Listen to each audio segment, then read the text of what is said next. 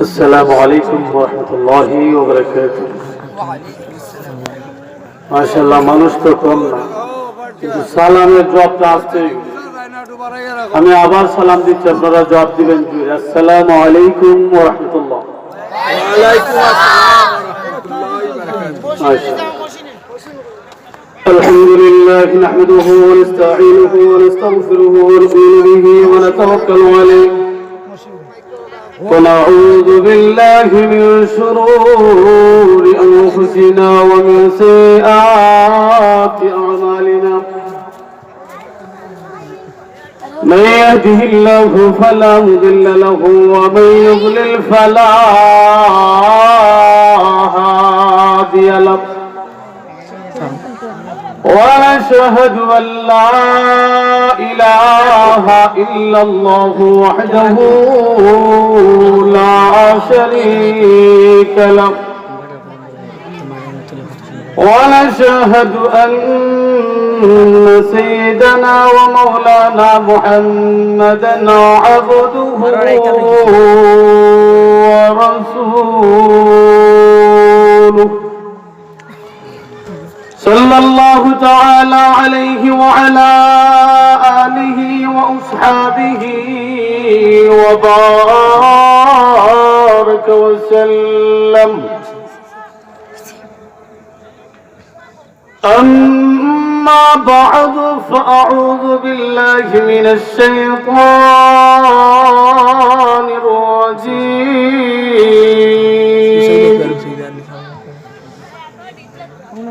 بسم الله الرحمن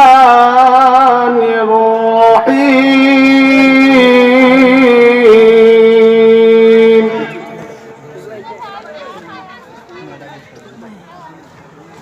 قل إن كنتم تحبون الله فاتبعوني يحببكم الله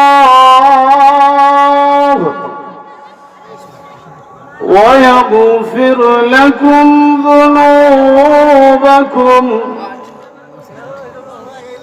والله غفور رحيم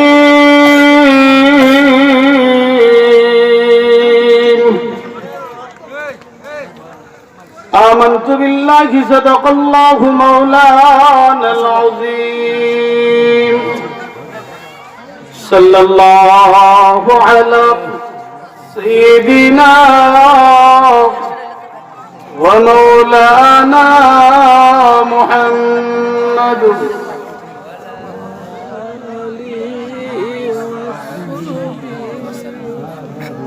صلى الله على سيدنا ومولانا محمد وعلى آله وأصحابه وسلم لا إله إلا الله لا إله إلا الله دل تك محبت شيء لا إله إلا الله لا إله إلا الله لا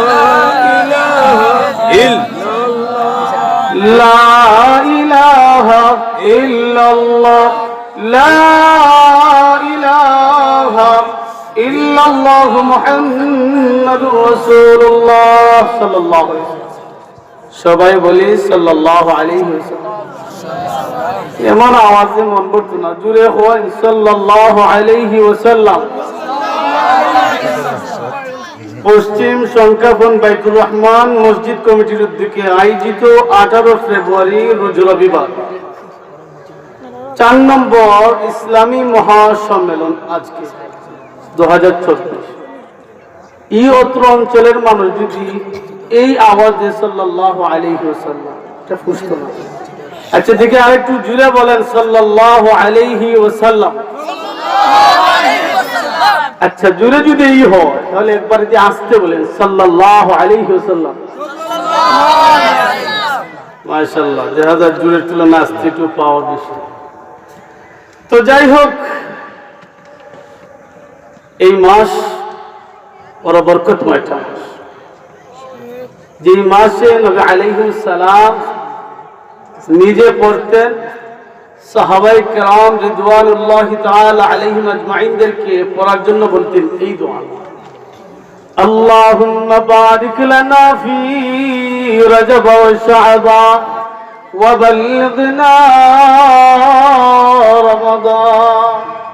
ইয়া আল্লাহ, রজব শাবানের বরকত আমাদেরকে আর রমজান পর্যন্ত সুস্থ রেখে হায়াতি জিন্দেগিতে জীবিত রেখে পৌঁছার তৌফিক দেন, যাতে করে আমরা রোজা রাখতে পারি। এই দোয়া আমাদেরকে শিখিয়ে গেছেন। আল্লাহ তাআলা যেন এই দোয়া পড়ার তৌফিক দান করেন এবং কবুল করেন। সবাই বলি আমিন। দেখেন, আজকে আমরা এমন একটা জায়গার মধ্যে বসছি, এরকম একটা সময় বসার সুযোগ ছিল আজ থেকে ১৫০০ বছর পূর্বে। সাহাবায়ে কেরাম রিদওয়ানুল্লাহি তাআলা আলাইহিম আজমাইনগণ এভাবে যে বসতেন, খুব ভয়ের মধ্যে ছিলেন, খুব ভয় কাজ করত, এভাবে বসতে পারতেন না আজ আমরা যেভাবে বসছি। তখন সময়ে এভাবে বসতে হলে বিভিন্ন মুজাহাদার মাধ্যমে বসে, বিভিন্ন ভাবে যুদ্ধ করে, জিহাদ করে, কাফির বেঈমানদের মোকাবেলা করে এরপরে বসার সুযোগ হতো। আমরা তো আজকে একবারে সহজ হয়ে বসছি। আল্লাহ কত কষ্ট করেছেন সাহাবায়ে কেরাম, সেই দিন আমাদের কাছে নবীজির মাধ্যমে আল্লাহ তাআলা পৌঁছে দিয়েছেন। আর যদি সেই দিনকে আমরা কদর না করি, কতই না বড় হতভাগা হব। আল্লাহ, সাহাবায়ে কেরাম রিদওয়ানুল্লাহি তাআলা আলাইহিম আজমাইনগণের যদি ইতিহাস আপনাদের সামনে আলোচনা করা যায়, দিনের পর দিন, সপ্তাহ সপ্তাহ, মাসের মাস আলোচনা করা যাবে, তথাপি সাহাবায়ে কেরামদের জীবনী আলোচনা করে শেষ করা সম্ভব হয় না। বলে সুবহানাল্লাহ। কারণ সাহাবায়ে কেরাম কি এক দুইজন ছিলেন? এক দুইটা ঘটনা ছিল, শত শত ঘটনা, হাজার হাজার ঘটনা। আল্লাহ, সাহাবায়ে কেরাম রিদওয়ানুল্লাহি তাআলা আলাইহিম আজমাইনদের মধ্যে থেকে একটা ঘটনা আমি আপনাদেরকে শোনাই। তৎকালীন সময়ে যেই সমস্ত যুদ্ধ চলতো, জিহাদ করতেন মুসলমানরা বেঈমানদের বিপক্ষে, তো মুসলমানদের পক্ষে যখন জিহাদের ময়দানে আল্লাহ নবী আলাইহিস সালাম কিছু মুজাহিদ সাহাবায়ে কেরামদেরকে পাঠাইতেন, তো ওই জায়গায় যাদেরকে পাঠাইতেন একটা কাফেলা শুরু পাঠাইতেন। তো একটা দলের মধ্যে যে সমস্ত মুজাহিদগণ ছিলেন, তিনাদের মধ্যে একজন সেনাপতি আমির হিসেবে দিতেন। তো একটা ঘটনার মধ্যে কিছু সাহাবায়ে কেরাম পাঠিয়েছেন জিহাদ করবেন, তো ওই মুজাহিদ বাহিনীদের মধ্যে একজন ছিলেন আমির, যার নাম হুযায়ফা। ওই আব্দুল্লাহ ইবনে হুযায়ফা রাদিয়াল্লাহু তাআলা আনহু, তিনি মুজাহিদ বাহিনীদের মধ্যে সেনাপতি হয়ে ওই জায়গায় গিয়েছেন। যুদ্ধটা ছিল রোম এবং পারস্যের বিরুদ্ধে। তো এক পর্যায়ে যখন যুদ্ধ শুরু হবে, যুদ্ধ শুরু করার পূর্বে রোম পারস্যর বাদশারা, রাজারা তাদের সমস্ত লোকদের কাছে এই কথা ঘোষণা করবে যে মুসলমান যাদেরকে তোমরা ধরতে পারবা, ওদেরকে অক্ষত অবস্থায় আমাদের কাছে নিয়ে আসো। তো ওই বাদশাদের কথা শুনে তার অনুসারীগণেরা, প্রজাগণেরা বলল, কেন অক্ষত অবস্থায় আনবো? যাবো তো আমরা জিহাদ করার জন্য, তাহলে ওখানে তো তাদেরকে মারবো, কতল করে দিব, কেন ফিরিয়ে আনবো অক্ষত অবস্থায়? তো তিনি বললেন, ওই রোম এবং পারস্য সম্রাটের বাদশা উভয়জন বলল যে মুসলমান নাকি নবীজির সাথে সাক্ষাৎ হলে তাদের ঈমান দিতে প্রস্তুত, তাদের জান দিতে প্রস্তুত, তাদের সমস্ত সব কিছু বিসর্জন দিতে প্রস্তুত, তথাপি ঈমান দেয় না। এই কথাটা সত্য না মিথ্যা আমি যাচাই করতে চাই, বুঝতে চাই। আল্লাহু আকবার। ঘটনাক্রমে আব্দুল্লাহ ইবনে হুযায়ফা রাদিয়াল্লাহু তাআলা আনহু, তিনি সহ তিনার যেই কাফেলা ছিল, দল ছিল, সবাইকে রোম এবং পারস্য বাদশাহ লোকেরা এক পর্যায়ে কোন কৌশলে সবাইকে আটকে ফেলেছে। আটকানোর পরে সবাইকে অক্ষত অবস্থা, কোনো মারধর করেনি, ক্ষতি করেনি, সবাইকে ধরে নিয়ে গেছে ওই বাদশাহের সামনে। বাদশাহের সামনে যাওয়ার পরে এবার রোম পারস্য সম্রাটের বাদশারা বলছে যেখানের মধ্যে তোমাদের নেতাকে আমির কে? তখন তিনি বললেন আব্দুল্লাহ ইবনে হুযাফা রাদিয়াল্লাহু তাআলা হাত উঠিয়ে বললেন যে আমি বিশ্ব নবীর মাধ্যমে আল্লাহ রাব্বুল আলামিনের হুকুমের মাধ্যমে আমাকে পরামর্শক্রমে পাঠিয়েছেন আমির নেতা হিসেবে। আল্লাহ, আমাদের এমন অবস্থা হলে তো আমরা মুখ লুকাইতাম, আমাদের এমন অবস্থা হলে আমরা অন্যদিকে দৌড়াইতাম। তিনি একবারে অল্প বয়স অবস্থায় এই পরীক্ষার মধ্যে পড়ছেন, তখন সময় তিনি বুক ফুলিয়ে তিনি উঁচু আওয়াজে কাফির বেঈমানের সামনে বলছেন যে আমার নাম আব্দুল্লাহ ইবনে হুযায়ফা, আমাকে সেনাপতি প্রদান করে পাঠিয়েছেন।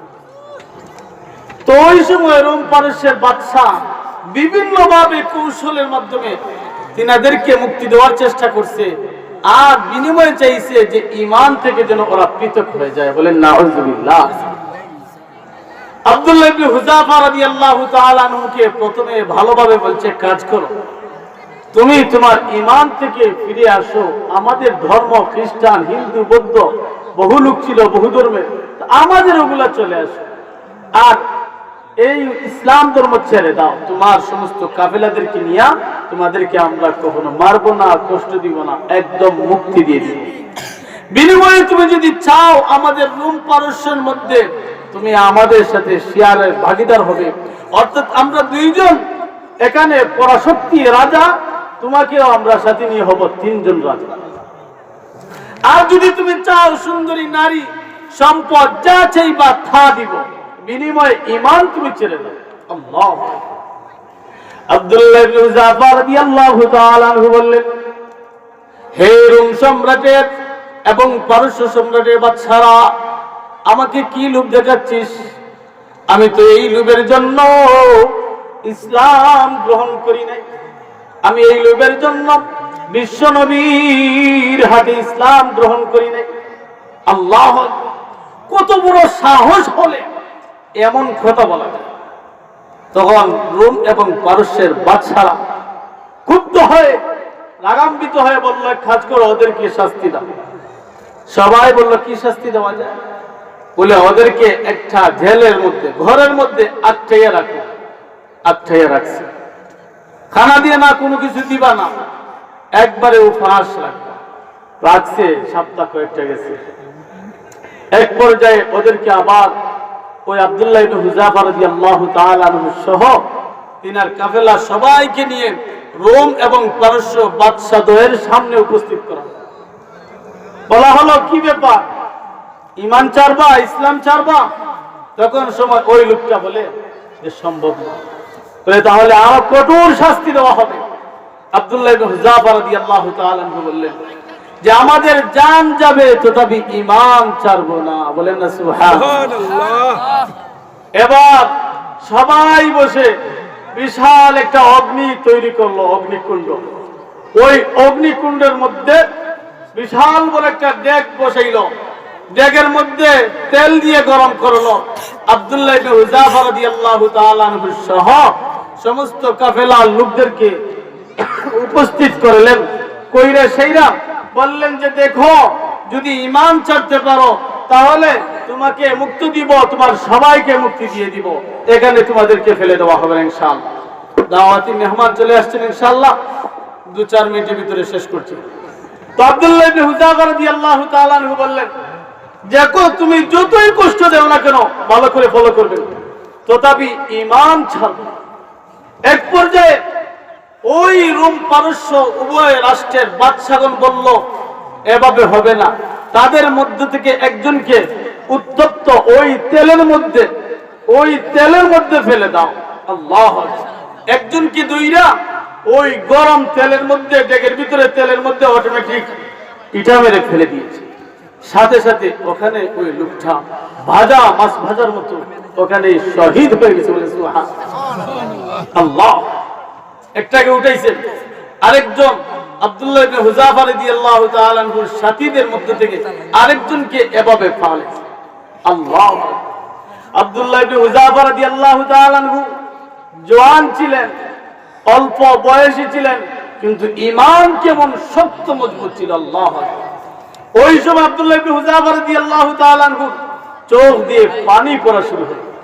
তখন রোম এবং পারস্য সম্রাট উভয় দেশের বাদশাগণ বলে হৃদয় নরম হয়েছে। আল্লাহ। আব্দুল্লাহ ইবনে হুযাফা রাদিয়াল্লাহু তাআলা আনহুকে উভয় বাদশাগণেরা বলে, তোমরা কেন তোমরা নিজেকে কষ্ট দিচ্ছ? দাঁড়াও, তোমাদেরকে মুক্ত দিয়ে দিব, চোখ দিয়ে পানি আসতে হবে না, আমি অটোমেটিক সবাইকে ছেড়ে দিব, শুধু বলো ঈমান ছাড়লাম আর কুফরি মতামতের উপর গেলাম। আব্দুল্লাহ ইবনে হুযাফা রাদিয়াল্লাহু তাআলা আনহু তখন সময়টাকে এমন ভাবে ধমক দিয়ে বললেন যে তুমি কি ভাবছো? আমরা বিশ্বনবীর সুহবত পেয়েছি, আমরা ইসলাম গ্রহণ করেছি, আর তুমি কি ভাবছো যে তোমার কথা মানবো মুক্তির আশায়? তিনি বলিষ্ঠ আওয়াজে বললেন যে আমাদের জান যাবে তথাপি ঈমান ছাড়বো না। বলেন সুবহানাল্লাহ। তখন সময় তিনাকে আবার জেলের মধ্যে নিয়ে যাওয়া হলো। ওই জায়গায় যাওয়ার পরে খানা দানা আবার দেওয়া হয়। এক পর্যায়ে তিনি চাইলেন পানি দাও, পানির বদলে শরাব দিল, শরাব মদ দিল। বলেন নাউযুবিল্লাহ। আরেকবার খানা দিল সামনে শুকুরের গোশত। তিনি বললেন যে মারা যাব, শহীদ হয়ে যাব, তবুও মদ এবং শুকুরের গোশত আমরা খাবো না, পান করবো না। বলেন সুবহানাল্লাহ। আবার সামনে নিয়ে আরো দুইজনকে এভাবে মারলো। উত্তপ্ত আগুনের মধ্যে ডেগের ভিতরে তেলের মধ্যে কোরআন পড়তো এক পারা, আমি পড়তাম 4 পারা। তিনি রোজা রাখতো 1টা, আমি রোজা রাখতাম 2টা। এভাবে জীবনপথ মুজাহাদা করে আমরা উভয়জনে এই মুজাহাদা করে আসছিলাম। আজকে আমার আফসোস হচ্ছে, আমার আগে আমার সাথী ভাই জান্নাতে চলে যাচ্ছে, আমি আবু পর্যন্ত অপেক্ষা। এই জন্য আমি কাঁদছি। চিল্লায়ে বলেন সুবহানাল্লাহ। আল্লাহু আকবার। এই কথা শুনে উভয় বাদশা এত ভয় পেয়েছে, ওরা নিজেই বলল আসলে এরা মানুষ না, মানুষ রূপী এরা ফেরেশতা। এক কাজ করো, ওদেরকে কিভাবে মুক্তি দেওয়া যায় সেই পন্থা। সবাই বলল মুক্তি দিয়ে দেন এমনিতেই। আমরা বলবো ওরা ভয় পেয়েছে। বলে না, এমনি কেমনি হবে? তাহলে এক কাজ করো, ওদেরকে একটা অফার দেওয়া যাক যে একটা কপালের মধ্যে একটা চুমা দিবেন আর তাদেরকে মুক্তি দিয়ে দেবেন। কারণ ওদের ভিতরে এমন ভয় আসছে যেই ভয়ের কারণে ওদেরকে জেল থেকে তাদের সামন থেকে মুক্তি দেওয়ার জন্য বাধ্য হয়ে গেছে। আল্লাহু আকবার। পরে আব্দুল্লাহ ইবনে হুযাফা রাদিয়াল্লাহু তাআলা আনহুকে উভয় বাদশা বলছে তোমরা আমাদের কপালে চুমা দিবা আর তোমাদেরকে ছেড়ে দিবে। আব্দুল্লাহ ইবনে হুযাফা রাদিয়াল্লাহু তাআলা আনহু বললেন এক কাজ করি, আমাকে কিছু সময় দাও, আমার সাথী ভাইদের সাথে পরামর্শ করি। সুবহানাল্লাহ। আব্দুল্লাহ ইবনে হুযাফা রাদিয়াল্লাহু তাআলা আনহু সবাইকে নিয়ে পরামর্শ করলেন কি করা যায়। বলে চুমা দিয়ে দিই। বলে না, এমনি দিলে তো সে বলবে যে আমি নত হয়ে গেছি। এক কাজ করি, আমরা আমাদের হাত তাদের কপালের মধ্যে এভাবে রাখবো, আমরা ভাববো যে আমরা হাতের মধ্যে চুমা দিচ্ছি, আর বেঈমান সে ভাববে তার কপালে চুমা দিচ্ছে। বলেন আল্লাহু আকবার। বিনিময়ে আব্দুল্লাহ ইবনে হুযাফা রাদিয়াল্লাহু তাআলা বললেন দিয়ে দিল। সুবহানাল্লাহ। তো বলতেছিলাম এত কষ্টর পরেও ঈমান ছাড়েন না, ইসলাম ছাড়েন না। আজকে আমরা কেমনে ভুলে যাই 5 ওয়াক্ত নামাজ পড়তে চাই না? কেমনে ভুলে যাই যে আল্লাহ তাআলা আপনাকে আমাকে হাওয়া বাতাস কথা বলার শক্তি দিল, উঠা বসার শক্তি দিল, আপনাকে আমাকে কথা শোনার শক্তি দিল, কথা বলার শক্তি দিল, শ্রবণ করে ঢিল দিয়ে বুঝার ক্ষমতা দিল। তারপরও কেমনে আল্লাহকে ভুলে যাই? আজকে থেকে ওয়াদা করি যে যতদিন দুনিয়ার জমিনে জীবিত থাকবো একদিনও নামাজ ছাড়বো না। বলেন ইনশাআল্লাহ।